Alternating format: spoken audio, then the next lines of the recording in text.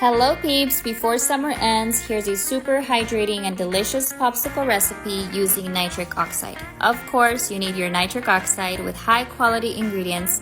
It even has watermelon, my favorite fruit. But because I'm extra, I used 2 cups of chopped watermelon into my blender, 2 scoops of nitric oxide. For me, this was the perfect amount of tastiness. I add 1 cup of water for blending. I forgot to add the whole cup here, but you can just mix it all together. Should give you about 3 cups of mixture. That was enough for my mold and the amount of popsicles I needed.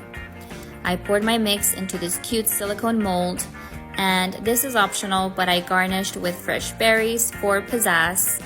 I placed my holders, put it in the freezer from 2 to 4 hours, and peeps, voila!